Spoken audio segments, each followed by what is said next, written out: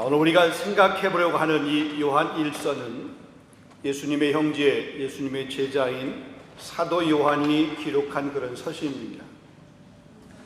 성경에서 사도 요한이 기록한 서신, 요한복음, 요한 1서, 요한 2서, 요한 3서, 그리고 맨 마지막 요한계시록 총 5권입니다. 여러분, 요한 1서는 예수님을 믿는 믿음의 성도들의 삶이 어떠해야 되는가, 이런 부분에 관해서 말씀을 하고 있습니다.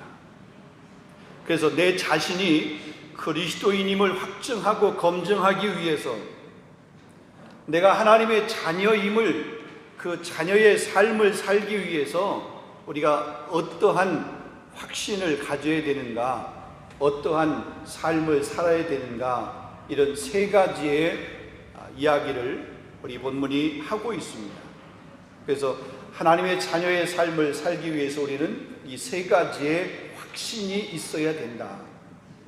그 첫 번째는 예수님이 육신을 입고 오신 참 그리스도이심을 우리가 믿고 그것을 확신해야 됩니다.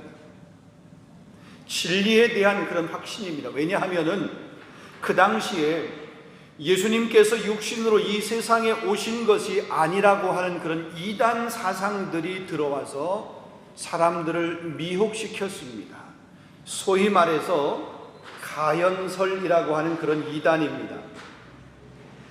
외견상으로 사람의 모습으로 보이지만 실제는 육신을 입고 온 것이 아니라고 하는 그런 이단 사상입니다. 그러기에 그리스도의 고난과 죽음도 실제가 아니라 그냥 그것도 환상이다라는 거예요.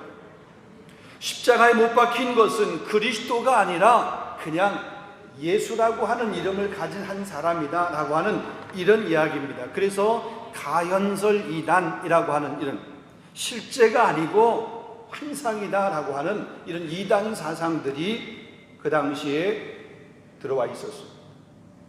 그러기에 하나님의 자녀의 삶을 사는 사람들은 예수님께서 하늘로부터 오셨다라고 하는 것, 그래서 그분이 참 그리스도가 되셨다라고 하는 것을 믿는 것이 중요하다.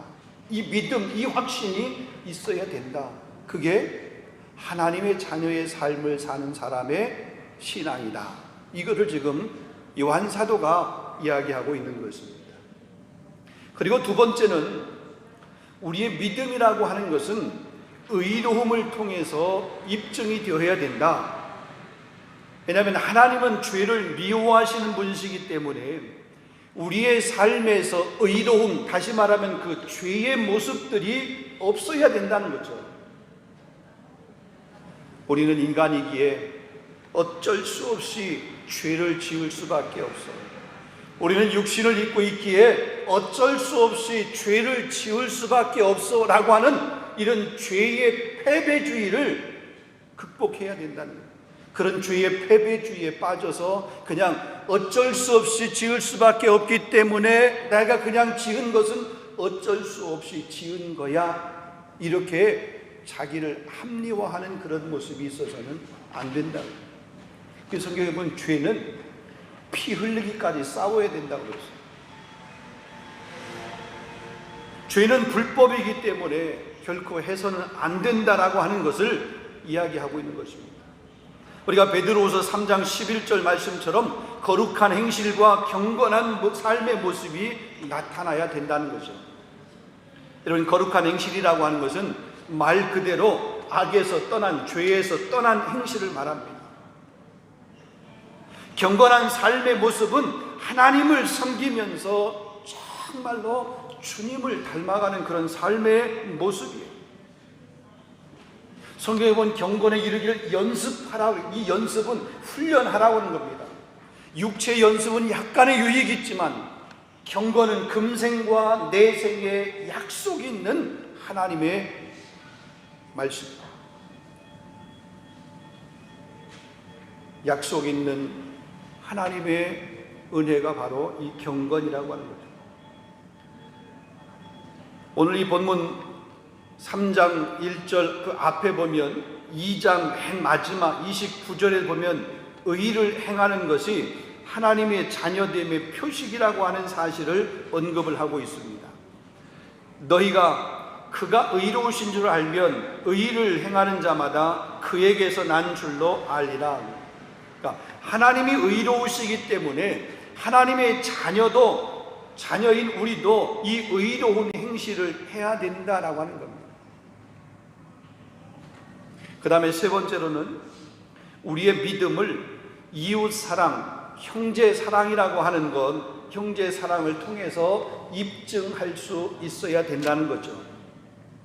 다시 말하면 다른 사람과의 관계 속에서 그 사랑이 표출되어야 되고 혹은 그 사랑이 입증되어야 된다는 겁니다. 마태복음 22장 39절에 보게 되면 내 이웃을 내 자신과 같이 사랑하라. 예수님께서 우리에게 분부하신 대계명이 있습니다. 하나님을 사랑하고 내 이웃, 내 자신과 같이, 내 몸과 같이 사랑하라. 이 계명을 실천하는 그런 모습이 있어야 된다. 요한일서 저 뒤에 4장 20절 21절에도 보게 되면 누구든지 하나님을 사랑하노라 하고 그 형제를 미워하면 이는 거짓말하는 자니 보는 바 형제를 사랑하지 아니하는 자는 보이지 않는 하나님을 사랑할 수 없느니라. 이 계명을 주께 받았으니 하나님을 사랑하는 자는 또한 그 형제를 사랑할지니라 그랬습니다. 그러니까 이웃 사랑의 행동, 이웃 사랑이라고 하는 것, 행동, 실천 이런 걸 통해서 내가 믿음의 사람이라고 하는 것들을 입증해 보일 수 있어야 된다라고 하는 사실입니다. 특별히 힘듦과 고난 가운데 있는 그런 사람들, 그런 주변의 사람들을 돌아볼 뿐만 아니라 그런 사람들에게 사랑을 실천할 것을 권면을 하는 겁니다. 오리를 가기를 원하는 사람, 가주기를 원하는 사람이 우리 주변에 있을 때 오리뿐만이 아니라 심리까지 가줄 수 있는 그런 모습, 내 겉옷을 벗어달라고 하는 사람에게 속옷까지 벗어줄 수 있는 이런 실천적인 모습이 우리 가운데 있어야 된다는 거죠. 여러분, 누가복음 10장에 보면 선한 사마리아인의 비유를 우리가 잘 알고 있습니다. 여러분, 참된 믿음이라고 하는 것은 직분을 가졌다, 레위인이라고 해서 제사장이라고 그래서 그 강도 만난 자의 참된 이웃이 아니라는 겁니다. 참된 믿음은 이 강도 만난 자의 고통에 관심을 갖고 자기의 시간과 혹은 자기의 물질을 들여서 돌아보아 주는 사람, 말로만이 아니라 정말 이웃 사랑의 그 실천을 행동으로 보여주는 사람, 이 선한 사마리안처럼 시간을 나누고 혹은 마음을 나누고 물질을 나누는 사람, 이런 사람이 되라는 거죠. 그래서 이 요한 사도가 우리에게 권면하는 내용들이 바로 이 말씀이라는 거예요. 그래서 보면 이 요한 1서와 요한복음을 비교해서 보게 될 때에, 여러분, 요한복음이나 요한 1서나 하나님은 사랑이다, 똑같은 메시지를 이야기합니다. 근데 요한복음은 하나님은 사랑이시다, 그래서 하나님이 세상을 이처럼 사랑해서 독생자를 우리에게 보내주셨다, 누구든지 그를 믿는 자는 멸망하지 않고 구원을 얻게 된다. 다시 말하면 복음 전도가 요한복음의 주된 내용이에요. 근데 요한 1서의 내용을 보게 되면 거기도 똑같습니다. 하나님은 사랑이시다라고 선언을 합니다. 근데 하나님은 사랑이시다, 그 놀라운 사랑을 받은 사람은 서로 그 사랑을 실천해야 된다, 행동해야 된다, 그것을 삶에서 적용해야 된다라고 하는 이런 실천적인 메시지를 전해주고 있는 거예요. 자, 오늘 본문 1절, 2절의 말씀, 새번역 성경으로, 오늘 그냥 지금 우리 개역개정판보다 새번역 성경으로 좀 읽으면은 우리가 너무 쉽게 이해할 수 있게 됩니다. 다시 한번 제가 1절, 2절만 읽어드리겠습니다. 아버지께서 우리에게 얼마나 큰 사랑을 베푸셨는지를 생각해 보십시오. 하나님께서 우리를 자기의 자녀라 일컬어 주셨으니 우리는 하나님의 자녀입니다. 세상이 우리를 알지 못하는 까닭은 하나님을 알지 못하기 때문입니다. 사랑하는 여러분, 이제 우리는 하나님의 자녀입니다. 앞으로 우리가 어떻게 될지는 아직 밝혀지지 않았습니다만 그리스도께서 나타나시면 우리도 그와 같이 될 것임을 압니다. 그때에 우리가 그를 참 모습대로 뵙게 될 것이기 때문입니다. 우리 세번역 성경으로 읽어드렸습니다. 자, 요한은 이 오늘 말씀을 시작하면서 아버지께서, 하나님께서 우리에게 얼마나 큰 사랑을 베풀어 주셨는가, 그것에 대해서 생각해보라, 그것을 좀 알아라, 이렇게 말씀하고 있습니다. 하나님이 주신 그 큰 사랑, 예수님 그 큰 사랑 때문에 우리는 하나님의 자녀가 되었다라고 그렇게 말하는 거죠. 그러니까 예수님 때문에 우리가 하나님의 자녀가 되었다라는 거예요. 하나님께서 우리를 자녀 삼으시기 위해서 자신의 독생자이신 예수님을 십자가에 내어 주셨다는 겁니다. 이러한 아픔을 감내하시면서까지 우리를 사랑하셨고, 그렇게 해서 우리를 하나님의 자녀로 삼으셨다는 거예요. 그래서 우리를 그 하나님을 아버지라, 아빠 아버지라 부를 수 있도록 그렇게 해주셨다, 이야기를 하고 있는 겁니다. 우리에게 주신 하나님의 그 큰 사랑이 바로 예수 그리스도라는 거예요. 그를 십자가에 죽게 하신 것, 그것 우리를 위한 하나님의 큰 사랑이라고 하는 거예요. 그런데 우리가 하나님의 자녀라고 하는 것을 세상이 알지를 못해요. 왜냐하면 그들이 하나님을 알지 못하기 때문이라는 것입니다.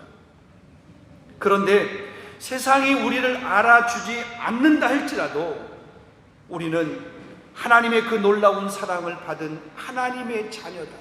여러분, 하나님의 자녀라고 하는 것을 1절에서도 이야기하고 2절에서도 반복해서 너희는 하나님의 자녀다, 우리는 하나님의 자녀다라고 하는 것을 이야기하고 있습니다. 세상 사람들이 내가 하나님의 자녀인 것을 몰라준다 할지라도 그들이 몰라주는 것이지 너는 하나님의 자녀야, 이거 얘기. 자, 그렇다면 왜 이렇게 이 사도 요한 사도가 우리에게 너희는 하나님의 자녀라고 하는 것을 강조하면서 반복하면서 이야기하고 있는 걸까? 왜 이 요한일서를 기록하면서 우리에게 하나님의 자녀라고 하는 우리 아이덴티티, 우리의 정체성을 왜 그렇게 다시 한번 심어주는 거야? 그걸 강조하고 있는가라는 거죠. 여러분, 첫 번째로 보면 고난과 핍박을 이겨내게 하기 위함이에요. 여러분, 요한일서가 기록된 연대는 AD 90년에서 약 한 95년경이라고 그렇게 얘기합니다. 이때는 시대적으로 보면 로마의 황제가 도미티아누스 황제며, 이 도미티아누스가 통치하던 그런 시기, 기독교에 대한 대박해가 있었던 그런 시기입니다. 여러분, 로마의 기독교 박해는 네로 황제, AD 64년경에 있었던 네로 황제의 기독교 박해 유명합니다. 근데 그때의 기독교 박해보다 더 심한 박해가 이때 일어났습니다. 여러분, 네로 황제의 기독교 박해는 로마시라고 하는, 로마 도시라고 하는 그곳 안에서만 기독교 박해가 이루어졌다라고 그러면, 이 도미티아누스의 황제 때의 기독교 박해는 로마시뿐만 아니라 저 소아시아 지역까지에 이르는 그 넓은 지역에 다 그곳에 있는 기독교인들을 박해하는 그런 모습이었습니다. 그러면서 폭정을 했고 자기 자신을 신격화했습니다. 기독교인들 때문에 로마의 신이 노했다라고 그러면서 이 기독교인들을 핍박하는, 기독교인들의 재산을 압수할 뿐만 아니라 혹은 추방하거나 혹은 맹수의 먹이가 되도록 그렇게 했던 이런 모습입니다. 여러분, 이때에 이렇게 핍박과 박해로 인해서 순교당한 사람이 요한사도. 기독교가 국교로 공인될 때 밀라노 칙령에 의해서 콘스탄틴 대제에 의해서 313년에 기독교가 국교로 공인되기까지 기독교의 박해는 무려 10차례에 걸쳐서 엄청난 박해가 있었던 것입니다. 그 중에 이 도미티아노스의 박해 시기입니다. 자, 이런 엄청난 박해 가운데 있었기 때문에 그러한 상황 가운데서 믿음을 지키며 살아간다라고 하는 것이 결코 그렇게 쉽지 않습니다. 예수님을 믿는 것이 알려지게 되면 죽임을 당할 수밖에 없습니다. 온갖 손해를 감수해야 됩니다. 원형 경기장에서 굶주린 사자의 이빨과 혹은 발톱에 살점이 찢겨지고 뼈가 부스러지는 그런 죽음을 당해야 됐습니다. 불에 타서 죽어야 하는 그런 화형을 당하기도 했습니다. 그러다가 보니까 사람들이 뭐냐면 배교하는, 기독교를 떠나는 이런 모습들이 생겨나게 된 것입니다. 이러한 고난 가운데 있는 성도를 위로하고, 그런 고난 가운데 있지만 그 고난을 이겨낼 것을, 그런 이겨낼 수 있는 힘을 주기 위해서 우리는 너희는 하나님의 자녀다라고 하는 그런 사실을 강조하고 있는 것입니다. 우리가 하나님의 자녀라고 하는 사실을 우리가 인식을 하게 되고 그것을 깨닫게 될 때에 그것을 분명하게 인식하면 인식할수록 기독교인이라고 하는 그 정체성을 버리지 아니하고 오히려 기독교인다운 삶을 살아가게 되기 때문에 지금 요한 사도가 그것을 이야기하는 거예요. 그래서 우리를 하나님의 자녀라는 얘기합니다. 여러분, 초대교회 성도들 더 좋은 부활을 얻기 위해서 더 고난당하기를 자청해요. 순교의 영광을 얻기 위해서 때로는 화형당하는 것, 그거 마다하지 않았습니다. 원형 경기장에서 사자의 밥이 되는 것, 이것을 피하려고 자기의 신앙을 부인하거나 포기하지 않았어요. 왜? 내가 하나님의 자녀, 나는 하나님의 자녀라고 하는 사실을 그들이 꼭 붙들고 믿고 있었기 때문에. 여러분, 생각하는데 현자의 고난은 장차 우리에게 나타날 영광과 좋게 비교할 수 없도다.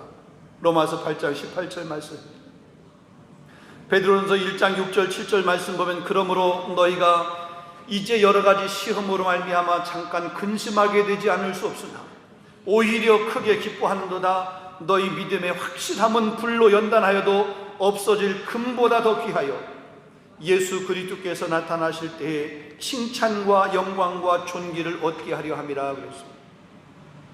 사랑하는 성도 여러분, 그렇습니다. 우리가 하나님의 자녀라는 사실을 확신하고 그에 대한 믿음이 우리가 굳게 서 있으면 어떠한 환경 가운데 있다 할지라도 견뎌낼 수 있습니다. 끝까지 달려갈 수 있습니다.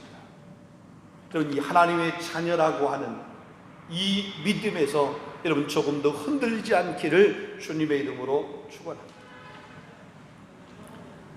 두 번째로 보게 되면 장래에 소망을 가진 자답게 살게 하기 위해서 그랬습니다.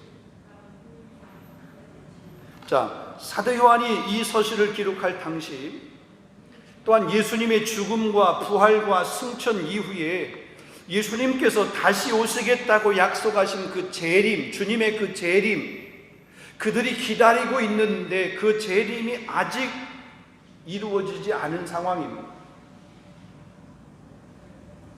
그들이 기다리고 고대하는 그 주님의 재림이 아직 이루어지지 아니한 것. 그렇지만 이 땅에 하나님의 통치가 시작되었기 때문에 우리 모두는 하나님의 자녀이기 때문에 주님을 대면할 그 장래의 소망을 가진 사람들이다라고 하는 것을 다시 한번 깨우쳐 주는 거예요. 아니, 부활에 대해서, 주님의 다시 오심에 대해서 그렇게 기다리고 믿고 있는데 아직 그것이 안 이루어졌잖아요. 그런데 박해와 핍박은 너무 심해. 그러다 보니까 그 장래의 소망을 사람들이 잃어버릴 수밖에 없어요. 다시 한번 하나님의 자녀다라고 하는 것을 통해서 우리에게 그 장래의 소망이 있다. 부활의 그 신앙이 있고 주님이 이 땅에 다시 오신다고 하는 그 재림의 신앙을 다시 한번 붙들고 살아가라고 하는 그런 의미에서 이 말씀을 하고 있는 것입니다. 지금 우리의 삶에서 힘들고 어려워도 잘 견디고 이겨내야 하며, 그러게 거룩한 행실, 주님을 따르는 성결한 삶을 살아야 된다. 신앙에서 이렇게 배교자가 되어서는 안 된다, 이런 말을 하는 거죠.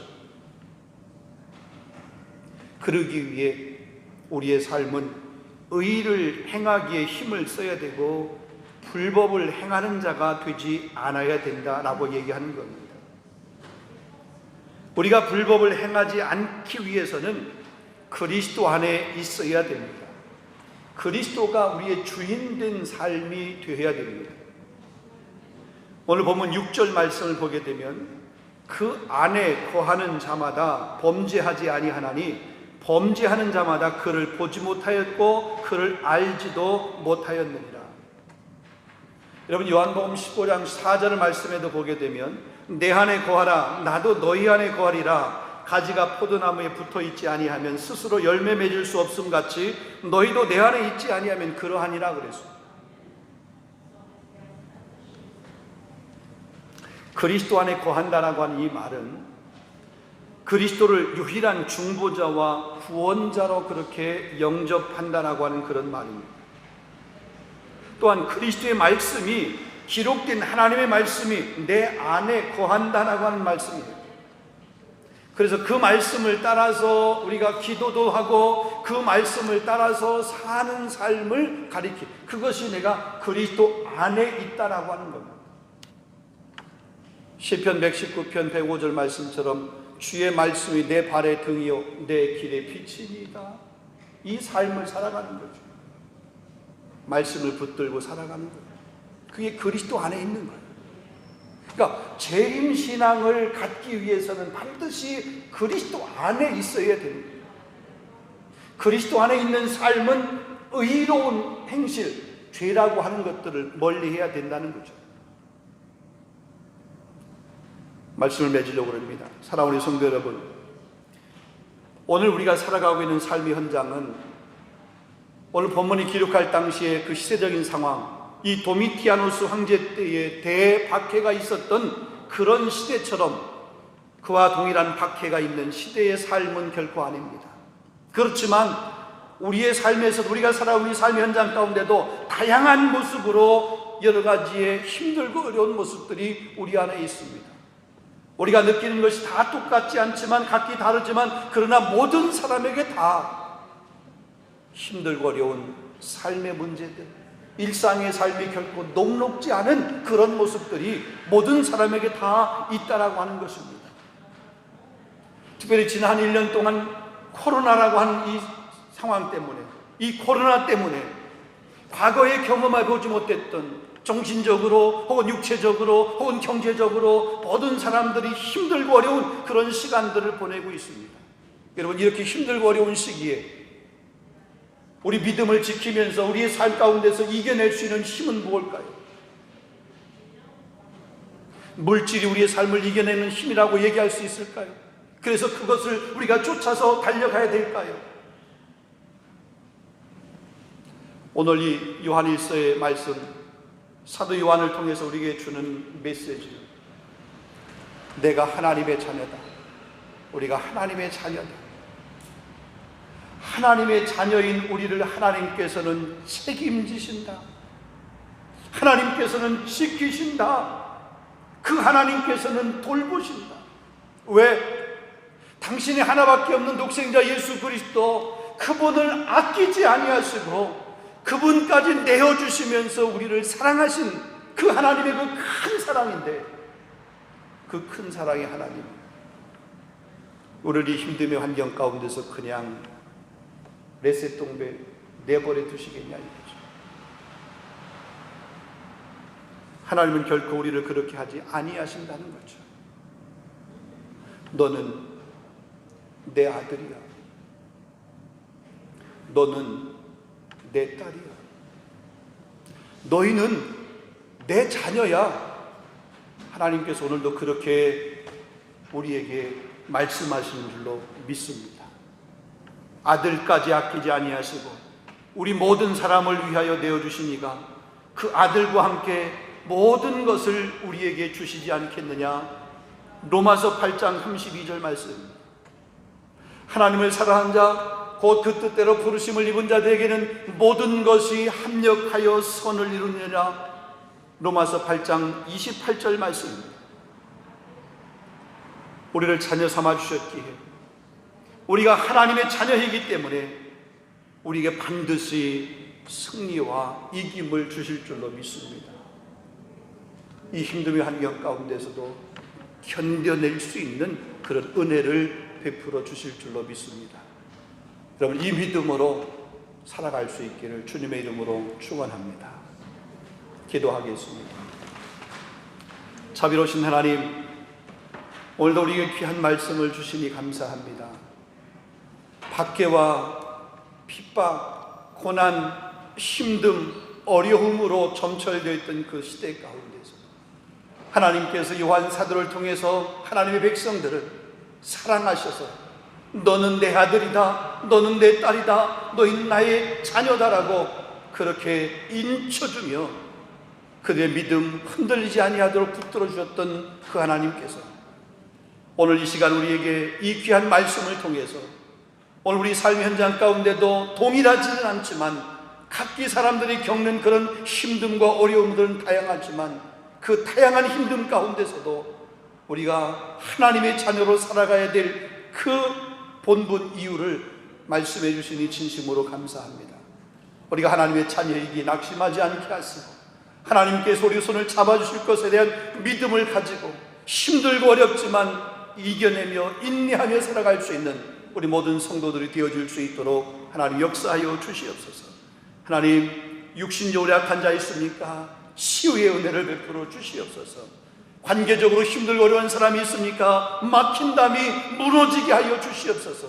애매하게 우겨싸임을 당하는 일이 있지 아니할 수 있도록 하나님, 막혀있는 모든 것들도 풀려질 수 있도록 인도하여 주시고 경제적인 문제 가운데서 힘들고 어려운 사람들 금도 내 것이고 은도 내 것이로 약속하신 아버지 하나님, 때를 따라 돕는 은혜, 일용할 양식, 만나의 은혜를 우리 귀한 성도들 가운데 베풀어 주시옵소서. 예수 그리스도의 이름으로 감사하며 기도하옵나이다. 아멘.